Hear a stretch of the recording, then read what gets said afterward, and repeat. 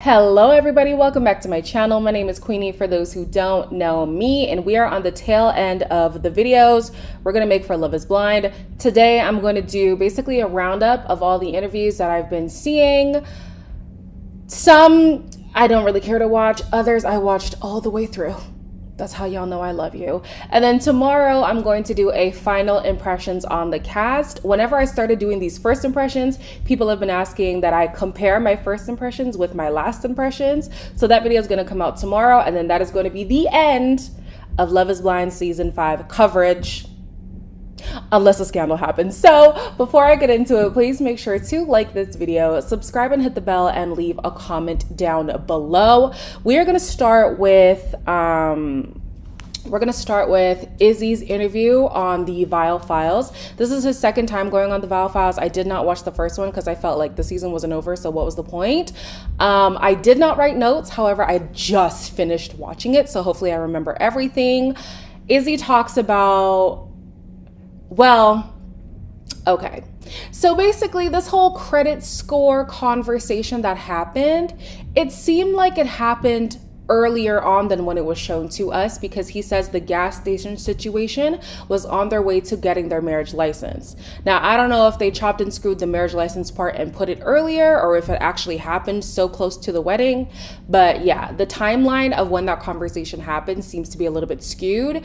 Izzy does divulge what his credit score was at the time. He says that it was 580. He says that since then it has improved. What else did he say? He said that it was the credit score along with the type of employment he had. I'm not American, so I don't know y'all's American terms, but he said he was currently on a 1099 and she wanted somebody with a W-2. My understanding is 1099, if I'm saying that correctly, is more of a contract position or maybe like commission, whereas a W-2 is a like salary-based type of employment. So she wanted stability in that way. I don't even know why she was harping so much on the stability thing when in my opinion, it feels like the things that she has accomplished in life has been thanks to daddy. She is the operations manager for his company, and he's apparently in oil and gas, according to Izzy. And then when we saw her at the Pilates thing, that's something she does as a hobby on Thursdays. So I'm just like, it would have been nice to see her have a little bit more grace for somebody who has a different upbringing and had to get it out the mud, whereas she, not to say she had things handed to her. Listen, I'm a proponent of nepotism. If I'm ever in the position to give to my family, we're all going to be up, okay, because of me. But I'm just like, you definitely have different money stories, and that's not to say that his money story is like so bad that you have to, I don't know, you have to criticize him as hard as you did. I do still feel like Izzy's a bit of a dusty. I do personally still feel like Izzy's a bit of a dusty, but aren't we all a little bit dusty, you know? What else was about them? He knew 2 days before. They are so loud. Can y'all hear that? Anyways, he was told by Stacy 2 days prior to their wedding that she was going to say no. So he knew she was going to say no. After that, he said he got 12 White Claws and a bottle of tequila, and he was just smashed. And I'm thinking, okay, Izzy, maybe we have an unhealthy relationship with alcohol. I don't necessarily want to call him an alcoholic. I don't know his life like that. But based on what we've heard and seen now, it's a problem. Because even after the wedding, when things didn't work out, he was sat at that table with a bottle of Tito's. It's not looking good, bruv. Maybe he has an unhealthy relationship with alcohol that he needs to get together. I think the last thing that stood out to me was the Uche situation. He feels as if Uche was more incessantly worried about Lydia's involvement in the experiment more than Lydia herself was on her side, based on the things that he's heard. So yeah, he doesn't fully know the investment that Uche had in the Lydia story, but his impression is that Uche was a lot more obsessive about Lydia than Lydia was about Uche. So transitioning to the Milton and Lydia interview that they had with Access Hollywood. Now these I wrote notes for, so you are going to see me read. They are in a long distance relationship right now. It's only for 2 months. So a little bit did not make sense to me, right? So they said that this contract is only for 2 months, but he hasn't been away from her for 2 weeks at a time. So I'm just like, so you've only visited her like once or twice then? Like they're making it seem like they've gotten into this groove of long distance, but seeing each other. But if you've only seen her every 2 weeks, and the thing is only 2 months and he's still on it, I'm assuming they've only seen each other once or twice. Anyways, neither here nor there. He's in Long Beach right now. She's in Houston. It's only for a short time. They were not surprised that Uche didn't show up at the reunion. Milton feels like that's a reflection of Uche's character. They also claim that he didn't want to face his wrongs. That's why he didn't show up. Now, according to Uche, who's been on a press tour himself, I did not watch any of those interviews. I'm so sorry. I know you guys have been sending them to me. I don't care. I did, however, see the Instagram stories, and he says that he had a work obligation that was more important to him than going to the reunion, and so he prioritized that over the show. Hey, I don't know. It is what it is. Milton then says that Uche has had 2 years to fabricate receipts. So he's claiming that everything that Uche has been posting in regards to Milton, trying to reach out to him, Milton asking him for advice and all that stuff is a farce. I don't know. He says it was a bad Photoshop job. So those who are good at Photoshop, please do your investigation, okay? Along with claiming that Uche's social media remarks aren't true, Lydia claims that her friendship with Aaliyah actually ended like permanently because of what Aaliyah has been saying online. I don't know how far true that is. I don't think it took this long for this relationship to be completely over. I feel like Aaliyah had already made that decision a long time ago. But Lydia says for her, the door was shut after seeing what Aaliyah has been saying on social media. So let's talk about Aaliyah on social media. She went on Jessie Woo's channel. They had a conversation. I don't know if I could really call it an interview. It really just felt like a girl's chat. But yeah, she was on there. She says that in the pods, JP was her bestie. Okay. Interesting. That one was interesting to me. And I also will say, okay, I have to preface this because I know I'm going to get some boos in the chat. I know. Just give it to me now. Give it to... Okay. I know the people who sent this interview to me probably think that I'm going to be pro Aaliyah. And it's not that I'm going to be anti Aaliyah, but I think that there were some contradicting things in my opinion that made me think like, this made her look a little bit worse than better, in my opinion. So let me just proceed because maybe it'll make sense once I start talking. So yeah, JP was her bestie. They would talk all the time. They rated each other high so that they would get the opportunity to talk. So he's capable of talking. He just didn't want to talk to Taylor, I guess. She says that she didn't like the fact that Uche and Lydia were given the opportunity to proceed and lie about their relationship. So she's okay with them staying, but she would have wished that they had the opportunity to be honest about their prior relationship because she feels like she was robbed. Now, in my unpopular opinion, I do understand her stance in wanting to have known what was going on between them, right? But I feel like without the engineered storyline of that whole situation, would we really know who Aaliyah is? I'm not even trying to be a hater. I'm really not trying to be a hater. But I'm just like, she wishes there was a lot more transparency and whatever, but it would have gone against the show, which means they would have been removed, which means her storyline also would have been removed. Like, we wouldn't know her. I don't know. I'm just one of those people who's like, even if something didn't happen the way that I wish it would have happened, it led me to the place that I am. So can I really be that mad?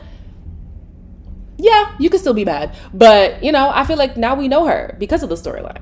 But anyways, moving on. Maybe we still would have known her because she says her other connections in the podcast were Enoch and Jared. Going on, Aaliyah says she didn't appreciate Milton discrediting her experience. This was at the reunion with Uche and Lydia by trying to cover Lydia, especially because she told Lydia on multiple occasions that she did not want to hear about Uche. This I completely believe, especially because in Lydia and Milton's interview, she had said that the video of her telling Lydia all these things about Uche was a combination of different moments. It wasn't her just spewing it all at once. So Lydia is now saying, Aaliyah is now saying she told Lydia multiple times, I don't want to hear about Uche. I think that those two stories do corroborate, so that's great. She also feels like Lydia was prompted to keep talking about Uche. So I'm like, okay, maybe this does kind of fall in line with what everyone is saying, and that Uche was more invested in Lydia than Lydia was invested in Uche because she didn't want to talk about him. Aaliyah feels like production was forcing her to keep stoking that fire. Aaliyah talks about the hour-long conversations that she had with Uche and that he was nasty to her even in the pods. She says that from the 5th day, that's when she started to feel emotionally unsafe with Uche. This is another thing that confuses me because later on, she says that even the goodbye thing, well, not really goodbye because she just up and left, conversation that they had was a long conversation, but we only got to see 2 minutes of it, obviously. And there he was just hounding on her. She hung up. They called her again. Like, he was just hounding on her. And then he would pummel her again on social media when they got out. But then he was begging her to have the conversation that they had at the dinner. And to me as a viewer, I'm thinking, well, who was begging who? Who was begging who? Because at the dinner, it definitely felt like she was the one with her tail between her legs, kind of asking for this man's forgiveness. But then she's now saying he was the one actually begging her. And then another thing that didn't make sense to me was if he was nasty to you in the pods and you felt emotionally unsafe with him, why continue on with a relationship? She says that she believed it could have been the process that was adding to the stress. So maybe if she gave him an opportunity outside of the process, things would be better. But obviously that wasn't the case. She said about 3 weeks into their relationship, that's when she realized, yeah, no, this is not for me. Also, she had heard the things that he'd been saying about her in the group chats and stuff like that.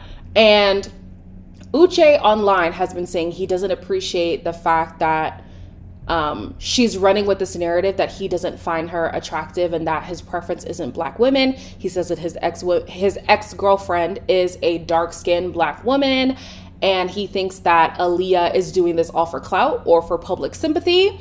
She says that she never explicitly said that his type is not black women. However, she as the black woman was not his type. You know what I mean? Like, maybe your type just isn't me specifically, and I just happen to be a black woman.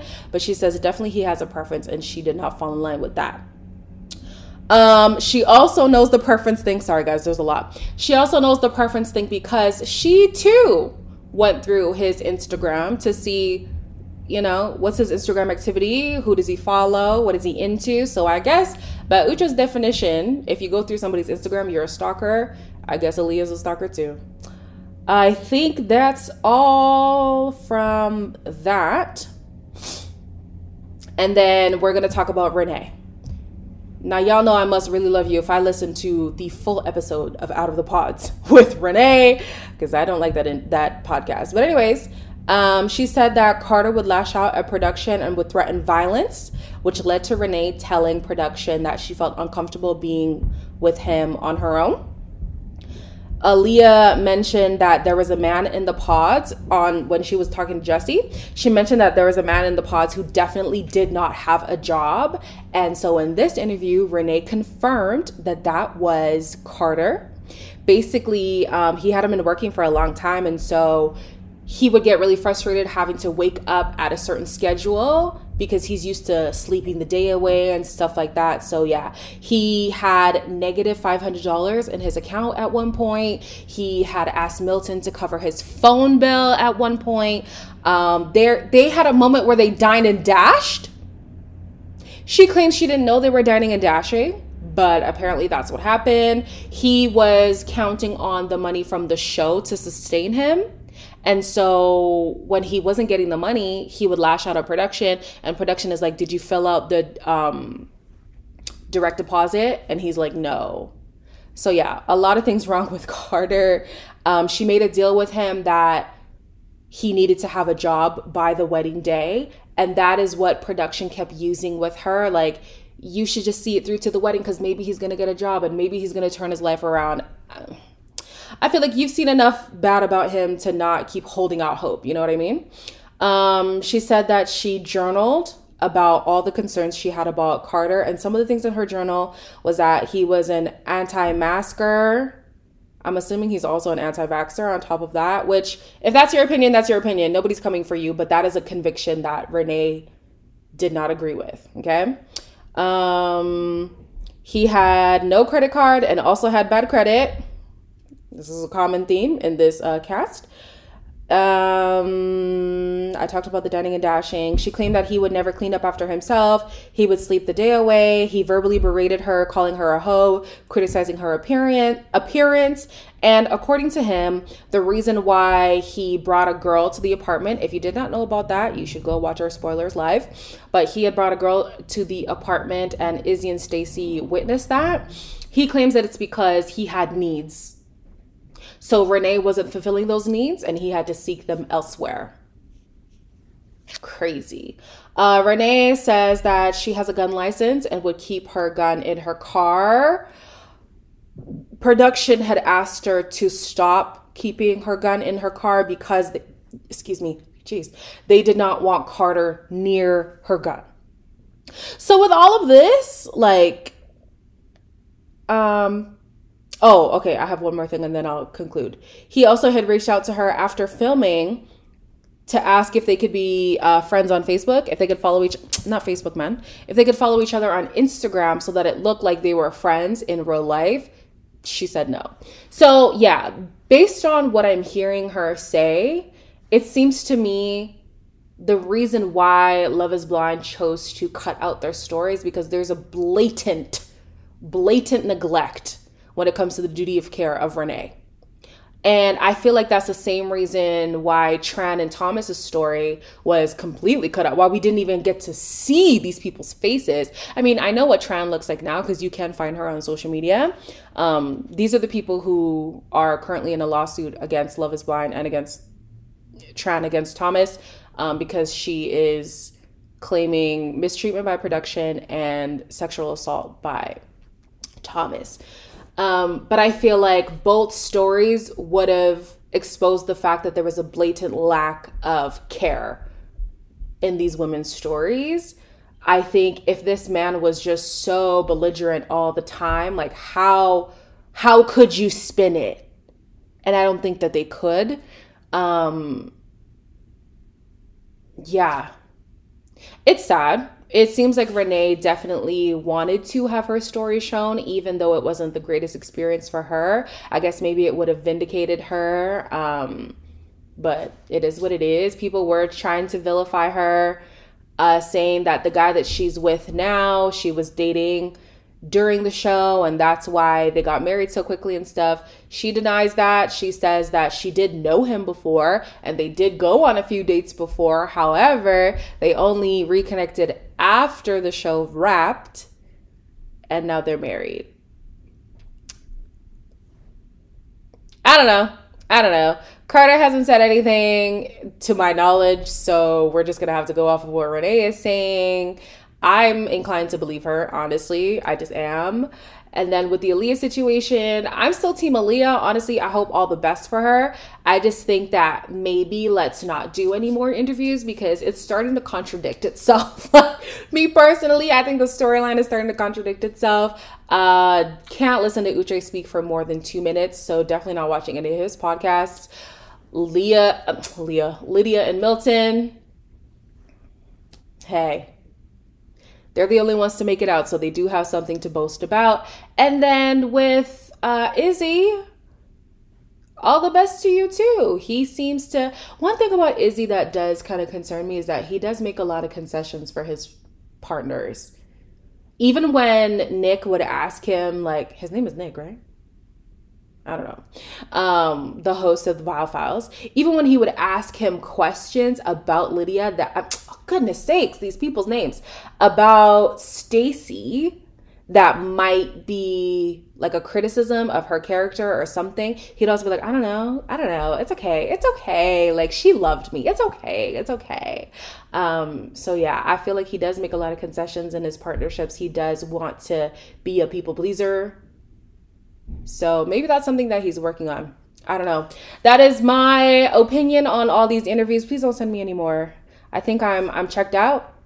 I'm checked out on wanting to know these people, especially because the stories are just things that we've already heard. So I think we can put that to rest. Tune in tomorrow to, if you are interested, to hear my thoughts of the cast now after everything that's gone down. But yeah, as always, please make sure to like, comment, share, and subscribe. And I'll see you in the next one.